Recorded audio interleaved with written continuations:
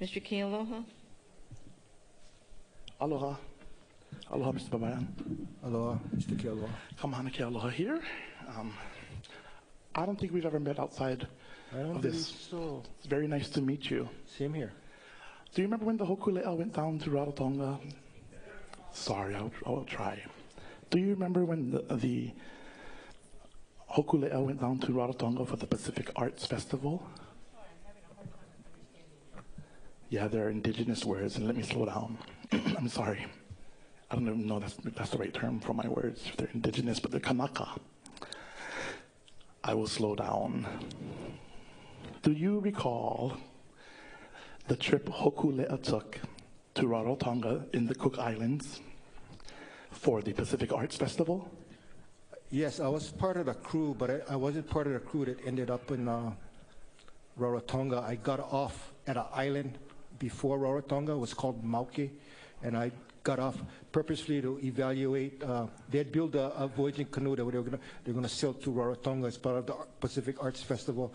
So I was, yeah, I never volunteered, but I was volunteered. Okay.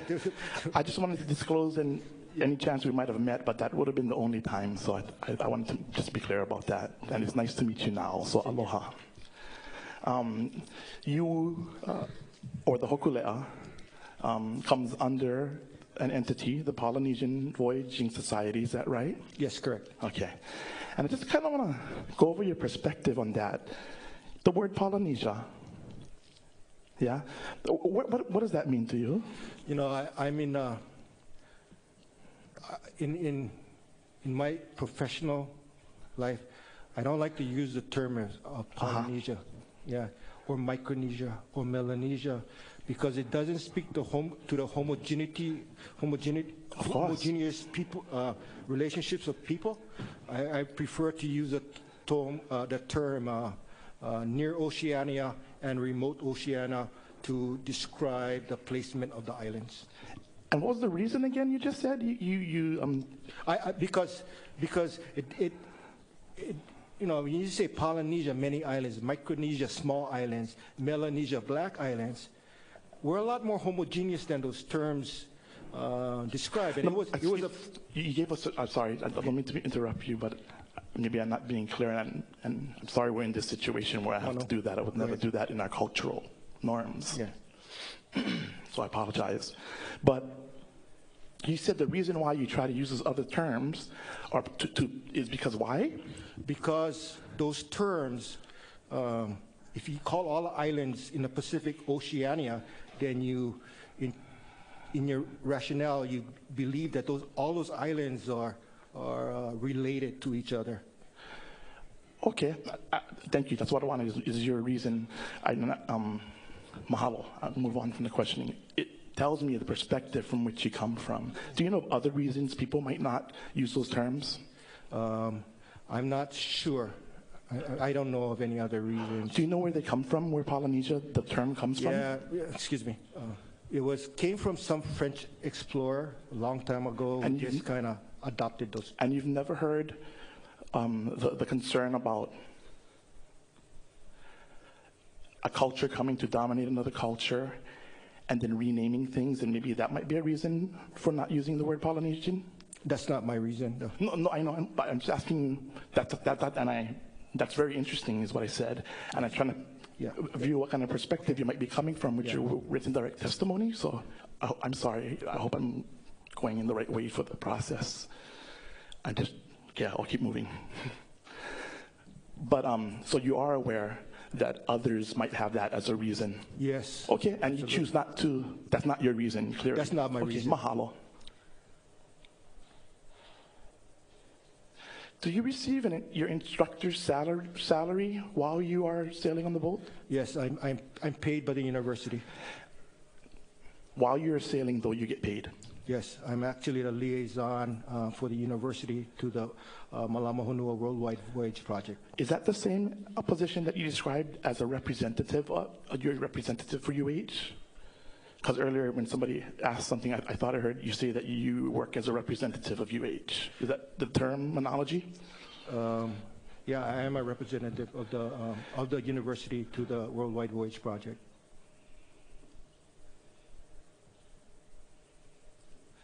That's the formal label and job title? There wasn't really a title assigned me. Oh, wait, what are the job descriptions for this job with no title? You know, that would be. I'm sorry, it's university funds, that's why I like to know. Just a minute, we need to let him answer the question. Oh, I wasn't trying to stop, I'm sorry. There was no job title, no job description for this assignment. There was, however, a request with specific duties that was put to the university. What did you have to do for this job as work, your duties? As the duties that I'm performing now, which are, I serve as captain and principal navigator and administrator for the worldwide voyage. I am responsible for whatever leg I sail on, or I'm tasked to administer. I serve as the principal site director for that portion of the voyage. Mahalo, 1 second.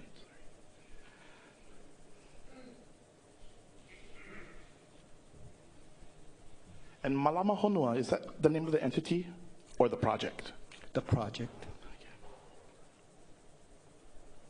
Who is the main funder for the project to exist, Malama Honua? There are many corporate sponsors, so we don't have a primary source of funding.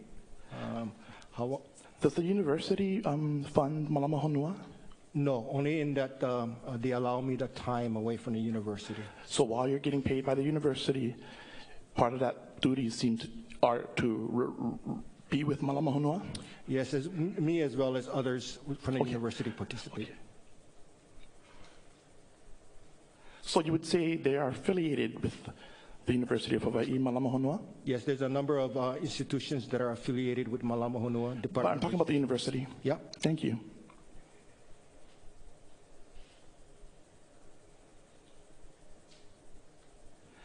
Have you ever navigated solely using traditional practices and technologies? Yes. On any, I'm not done. And I gotta be like this, but because I run over time and I sidetrack, and it's not you, and I don't mean to be rude. I'm learning the process here. So have you ever navigated solely using traditional practices and technologies on any leg of the Malama Honua project, the specific Malama Honua project? Yes, I have, and I'm just trying to focus on the technology part. Traditional practices, yes, but technology.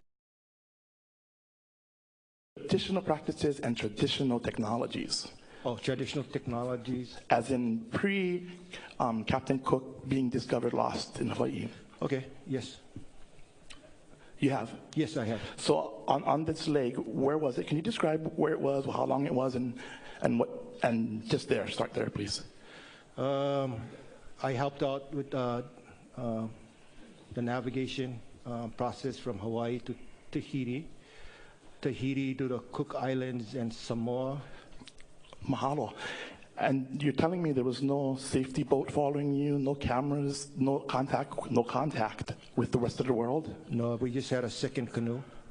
What's the second canoe? Hiki Analia. And on this second canoe, did they use any modern day technologies? Yes, they did. So you had, the question I asked was whether you had access. I should have asked, did you have access to any Western tools on any leg for the Malama Honua project? Yes, we did. You presented to me, because I thought I'd ask you that, just give me a second, okay, sorry. I thought I had asked you whether or not on the Malama Honua project you have used Western technologies, and you confirmed yes you did. Am I right? Sorry, I'm pro se, so. I don't recall a question, but yes, we did, so.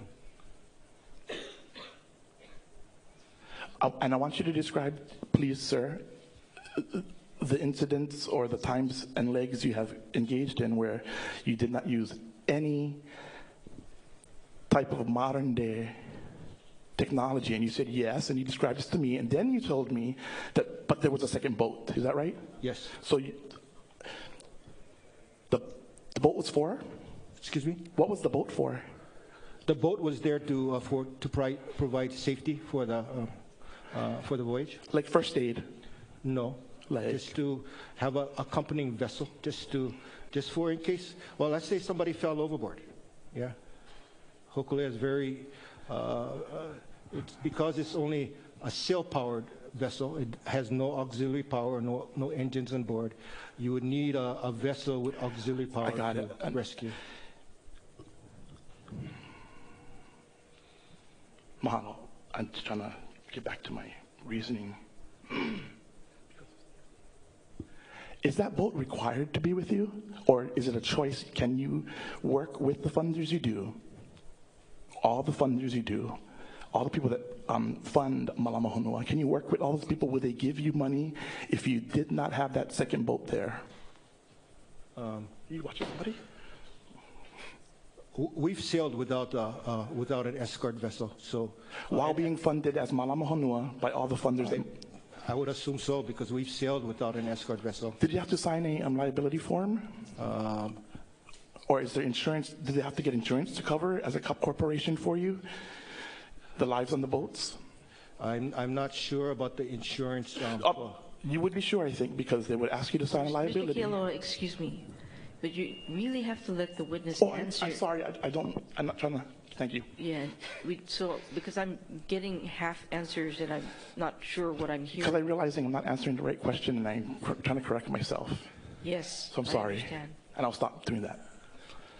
So where were we? Waiver. Did you ever sign? I'm sorry. Waiver. Yeah. Did you ever sign a liability waiver for No. any of these trips? No. Are the lives on the boat required to have insurance of some kind? I believe so.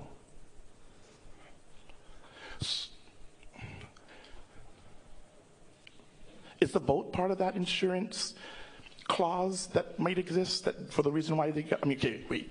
Why do they have insurance? Well, like collision insurance, right? That's to the structure. So if And the yeah, sorry, go so if ahead. the vessel collides with some object, then you would need to assess the amount of damage, and then the insurance would come in. And it's required that you sign it. You cannot participate in Malama Honua if you don't sign it. No, it's collision insurance. It's not liability insurance. Okay, I see. Yeah. Who enforces this insurance or supplies it or who pays for it? Whose insurance? The paying agency, would be the insured. The insured organization, so would be the Polynesian Voyaging Society, would pay for the insurance. So do they approve of trip plans? Like if you chose not to use any Western instruments, if you get right there, if you choose not to use any Western instruments, who is it still possible, and no second boat and all, to do those legs of voyages Yes, under it is. Malama Honua? Yes, it is. Why haven't you guys done that Why haven't we done what? without a second boat and without any instruments? Navigate. Because when we got to New Zealand, it became very, very problematic for managing the cost, number one, and for we needed a second canoe back in Hawaii to continue with the mission of Malama Honua. Did it cost our ancestors the same things you're describing? Did they need funding for that? I don't understand. I'm just trying to understand why we haven't, or you haven't, or the groups haven't traveled traditionally without an escort boat and without that kind of technology to access. I'm not sure. Can you repeat the question, please?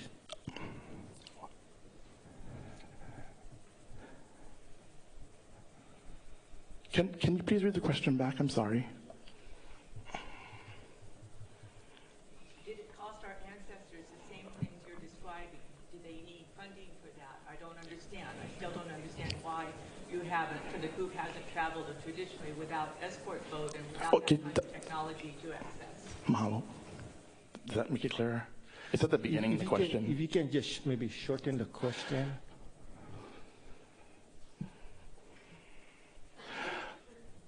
You said that these are the reasons why you guys haven't engaged in that kind of travel with solely traditional technology. You said because of costs and because it became problematic. No, I think that was in reference to Hiki on Alea. Okay, let's start all over then. I feel like I thought I asked the question twice, but I'll try again. Excuse me. Your Honor, can I have a brief recess? Yes. I gotta go. Yeah, let's take a 10-minute recess, please. Thank All you. right. Sorry, thank you.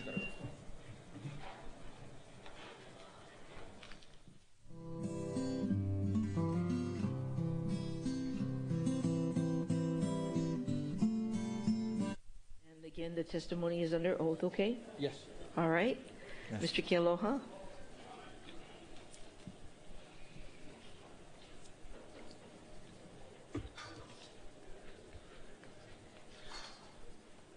Kalamai.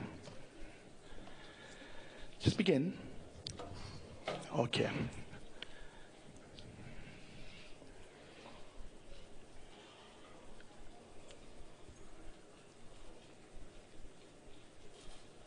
I wanted to go back to the liability waivers that we were talking about. Yes. You said you didn't sign, right? I don't, yeah, as I recall, I have not signed a liability waiver. We do have liability waivers. We do require all visitors on board the canoe to sign a liability waiver. But I cannot recall, because it's been several years, if at the beginning of the voyage, if we signed a blanket liability waiver for the voyage. That's usually standard procedure, but I don't recall signing a liability waiver recently. And I just want to make clear, so I understand, and of others signing liability waivers, the crew members or whoever's on the boat that sign liability waivers, do you recall the stipulations of the waiver for them? No, Okay. I don't. That's fine. I don't recall a language. I thought I heard you when I was talking to you earlier, refer to yourself as an administrator. Is that your title then? No, I'm not. Because I was representative the first time. Well, I was described as part of my duties. Okay. So, do you have knowledge that the University of Hawaii is the sublease owner on the summit? That they lease this land to the TMT. Do you know that? Yeah, I'm not sure if they're the leaseholder and they sublease it. Yeah. Well, the TLNR subleases it to them, or I don't know. I'm not going to try to describe that. Never mind. But thank you. But you understand that they're the leaseholder. There's a process. Yeah. But you understand that they're the title for that lease. Yes. They're your employer. Yes, that's correct. They're the entity supporting the bid for a permit here at the Conservation District use. That's why we're here, right? That's 3. Yeah. And I just wanted to establish that, and I think really that's all I can do today, and I don't want to bear you any more pain. Mahalo.